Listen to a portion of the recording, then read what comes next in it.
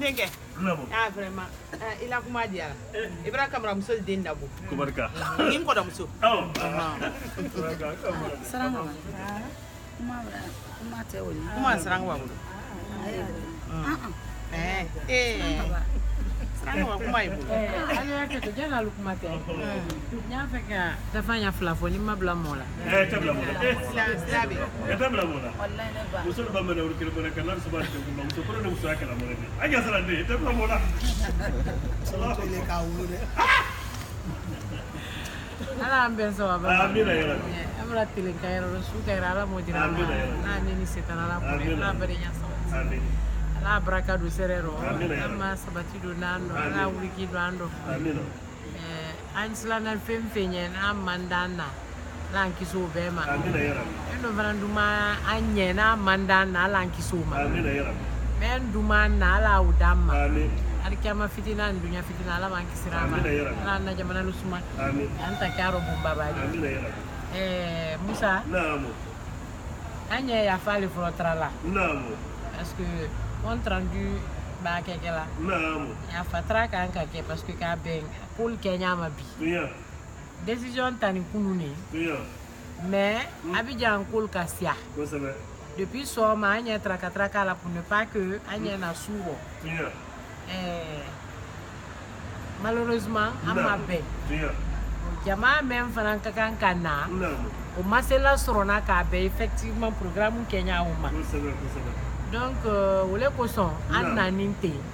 Et bimal blamba corona parce que an akili ama 15h plus à 17h là sur amrasia. Tuya. Mais amutaji mais ye Abidjan kono bi bele galo. Akabare.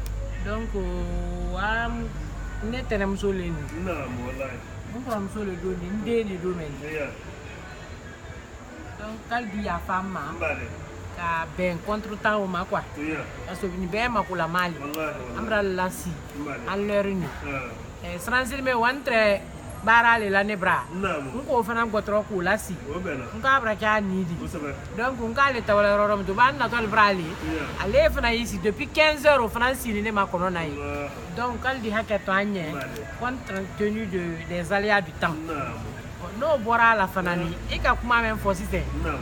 Tan ne kele maja. Mbale. Sinon mo wule na la ya. Tuya.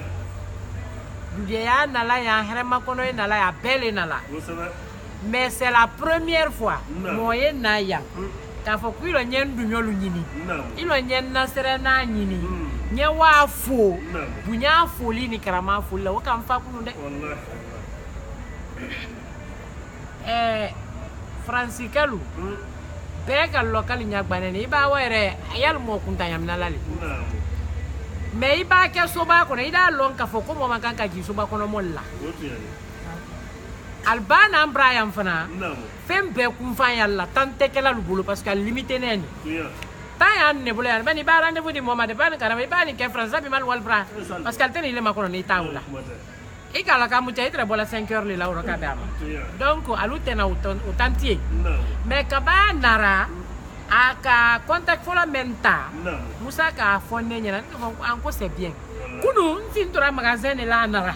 Naam. Horo kelaw. Naam. C'est-à-dire à la exemple yemendi. Naam. Ni mo men ma suke. Naam. Imiro. Wallahi Allah. Ko nyaro. Naam. Yaro panyali. O jankoro jumane de.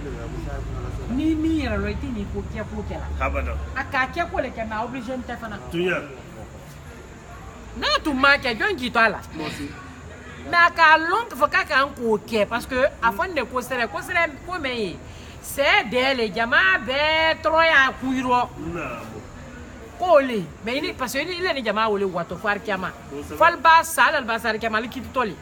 Sere kelen be le kitito kelen. Sere ko wuleti.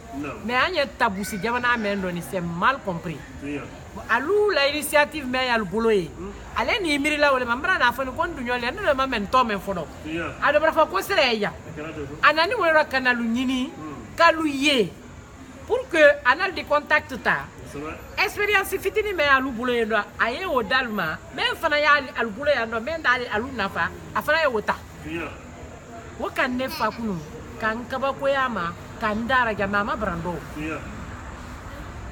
ma brando ada ba denke mote kala fosi di fisu wala ko so ibi soroni Ibrahimol bulugere wo yara yala tan wallahi mote fosi di bonso mani education nyumate ina ba milliard tuibulo na mila mo milliard di ban idi bay banya ifa ba milliard tuibulo na mila mo ini milliard di ban fem ta dunya ko na men ka boka ta education ka to amu keto la demulo ma sele na pour ka di kala mundo pasakala na lo ni yara di se ke o la batula fara fin ke ko anya ma fenen ke fami baba mentani ke ni fento na alhamdulillah rabbil alamin menu ki bang fa ke ora ki ba be makara ka fo kali al tale nyina anya wolle la exemple liela mais fen ki si ko nyam fa ke le makona na simana parce que il m'a préparé ka bama donc tu peux pas gérer donc ke mentona le boulot mais ya le boulot aya kakake parce que na men kelani c'est un début wallahi ya fe nya kuma ka pe mo wure ne sinale le yama e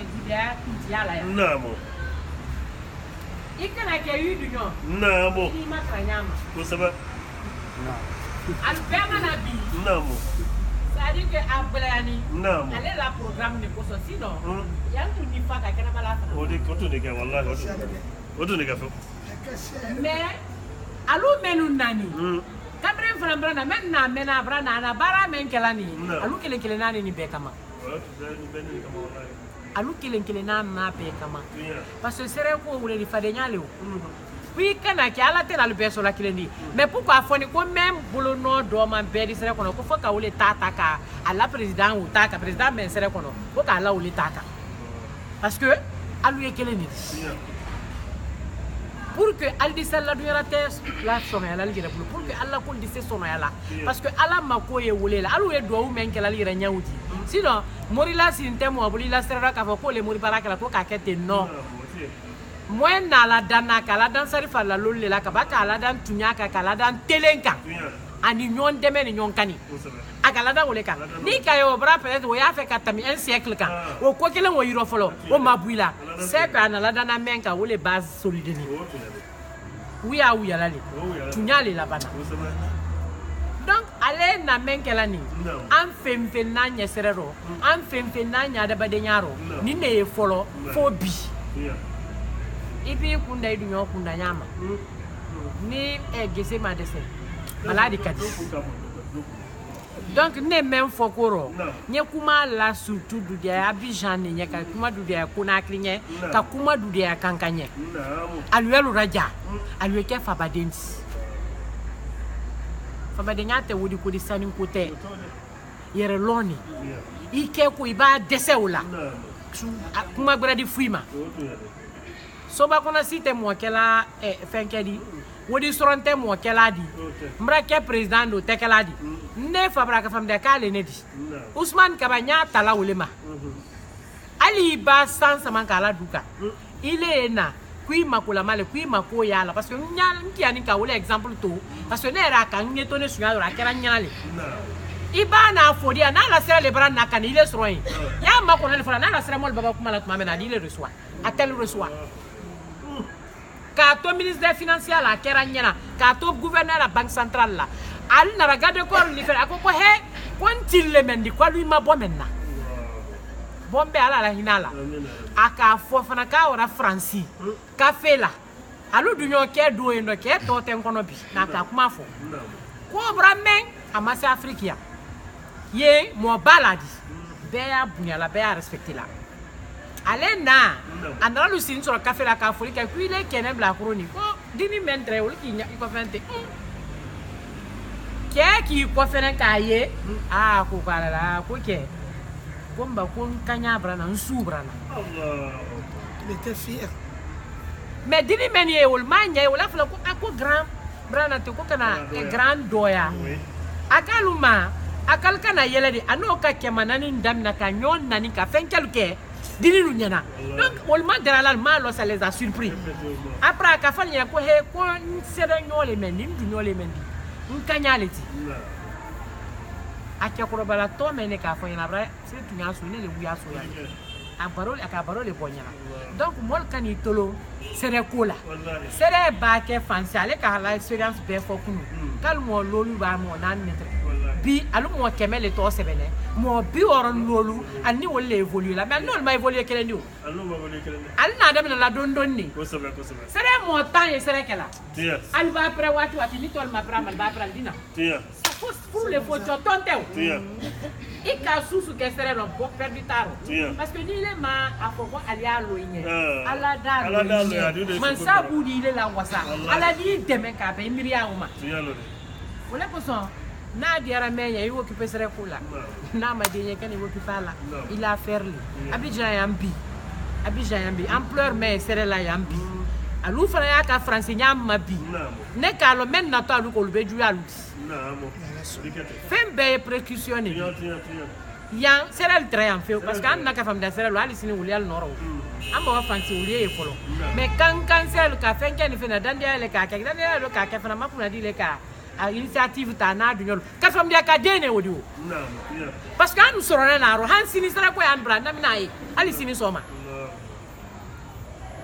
hali sini de mentenyal benal la génération iba wa ko ali fo ko akui kanyale mendi iro di treo fanando o côté la banali sini somani e ulai donc c'est pas wasote men ka melo wokolo mais alu baké ñon fait ali ñon tonosro nalu maké ñon fait y a rien ka mais ivoirien na ko y a rien dans jalousie si y a rien dedans et puis quel est al baké sera ñon mari kal har gel ñon ku ne mutu nali extrêmement mal dans la guerre ñon ku ne mutu alla troya ñone ku alla here ñone ko alla ko beli ñon ka parce que kalbra ba do na ñona alu ya la kursi ni même malana woti ya fa al bal jusuku be kro ka ke kele ni ko men hamina wallahi bile masado no yalla ama kro bo folo ali denko bagbele i dunyoma denko ye gbele ya ma sere bi la de kawa afoni ko ka kenya ma bakete wallahi ala masara mandi denkele wodo o men ye kelan brai wole kasia I hami ila I dunyolu kili aluye na luki supun benna parce que ku ya la wole la masara mani kalo men ko ila wole nyame ma ko lo ya wole la miriame na le ko lo déjà le prenne no kama mais a wole nya ile bolo adina la période ni o pro ya kela nyame ma masara mani juge la wole ma mutosine no te ila to men fala nya le bra bolo na akata kala nya ma bra bo décision tare ma le bolo ma mais inyeni ke men na to sela le ma ki ya le wole la ka ko kan kete a besali to la roni woro ya fa kenya ma no le dumila dara ben ko ka be uma no fala mandila da transformer men di dia ila do ke fanya ngizuku ne gbe fanya nsoro mele gbe ton ko tumra beti na bi jaya wallahi ton ko tumra iba do ton e ba mo la ton lita